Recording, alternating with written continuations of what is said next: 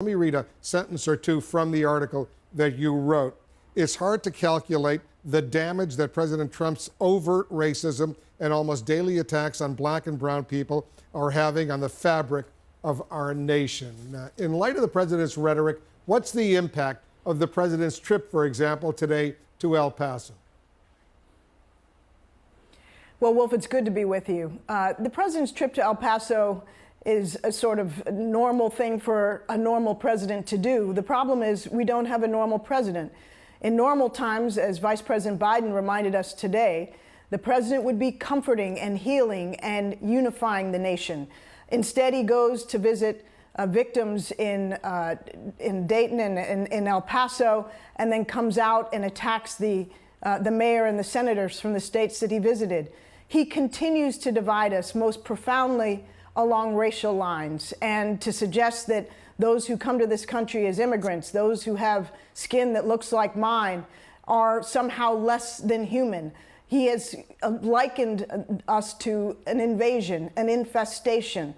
It uses terms that liken us to rodents.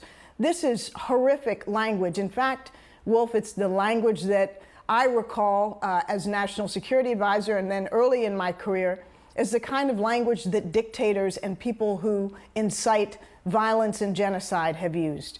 So this is really quite dangerous, and a trip to visit towns that have been deeply impacted by this kind of violence, that has been stoked by hateful rhetoric, don't solve the fundamental problem, which is that we are a divided society and we need healing and unification from the President of the United States, not pitting us against one another. You mentioned former Vice President Biden's very strong speech today. Let me play a little clip of that. Listen to this. How far apart are those comments? How far is it from white supremacists and neo-Nazis in Charlottesville, Trump's very fine people chanting, "You will replace us," to the shooter at the Tree of Life Synagogue in Pittsburgh saying, "We're committing genocide. Jews are committing genocide on his people." I don't think it's that far at all.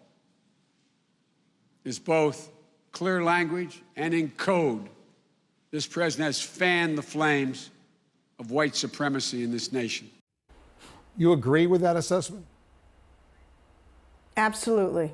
It's a horrible thing to have to say about the man who is leading the United States and is our current president, but it's absolutely true. Our Jake Tapper has been reporting that the White House actually rebuffed efforts by the Department of Homeland Security to make domestic terror threats a greater priority. One source saying the White House had major ideological blinders on. How concerning is that, who's someone who used to deal with these kinds of issues when you were President Obama's national security advisor?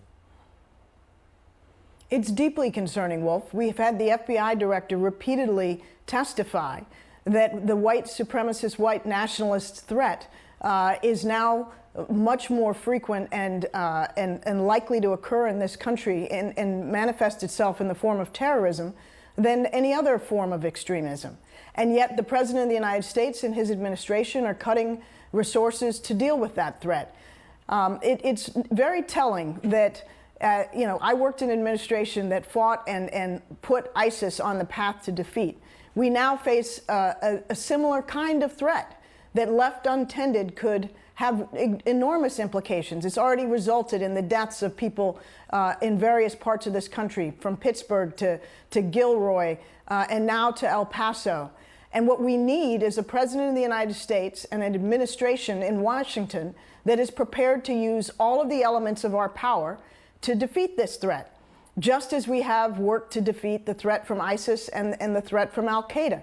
Now, they're not eradicated completely. We have to remain vigilant. But what we're doing is leaving our home front, our primary flank, completely untended because we have a president and people in his administration who don't seem to care. So, Susan, what should the president, the White House, the administration be doing now to deal with this terror threat emanating from white supremacists?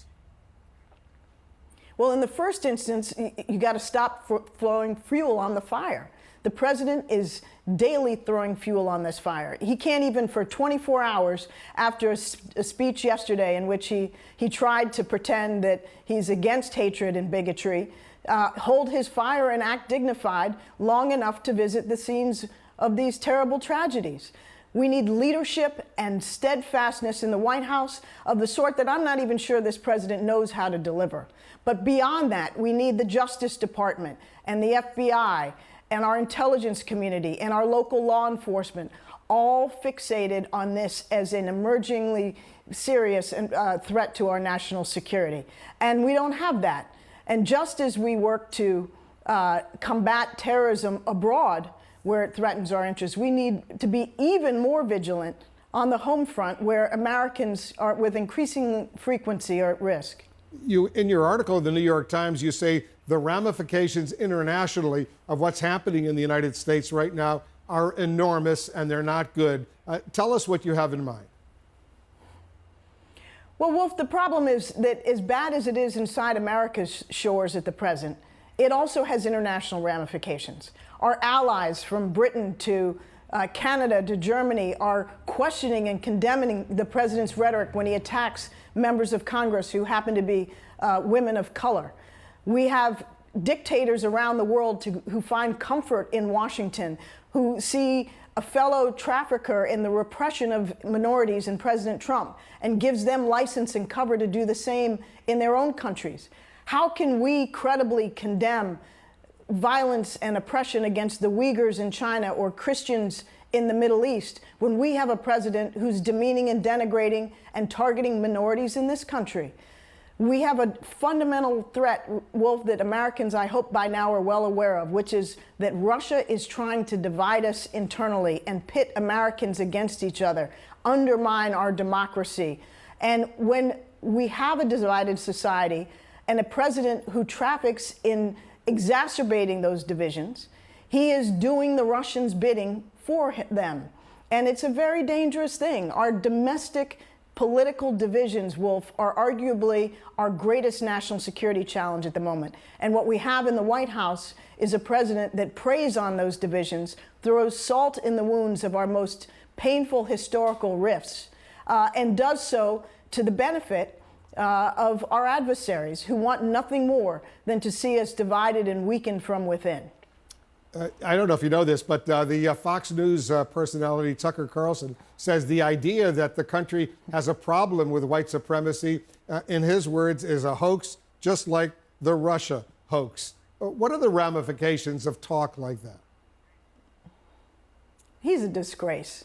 And so let's move on. You don't even want to discuss that because there are people who believe that. There are people out there who believe those kinds of lies. Well, Wolf, let's talk about the lies. Let's not talk about Tucker Carlson. The mentality that thinks that we have no problem in this country with white nationalism and white supremacy is completely ahistorical and missing the moment that we are living in. And we see it manifest with extraordinary frequency. Just look at what the killer in El Paso wrote. And look at what the killer in Pittsburgh wrote. One attacked Jews, the other attacked immigrant communities. This kind of hate is very real, and it has got very long and deep historical roots in this country. We deny it at our peril. And I think most Americans are much, much more witting of what is going on. They dismiss that kind of blinders that we see from commentators who think that this is not a threat. All they have to do, sadly, is turn on their television sets and see that this is a very real and, in fact, growing problem. Or listen to the Secretary of Homeland Security, the current one appointed by the president, or Christopher Wray, the FBI director, who says this white supremacy terror threat is a huge threat to the country right now that's got to be dealt with in a very serious way.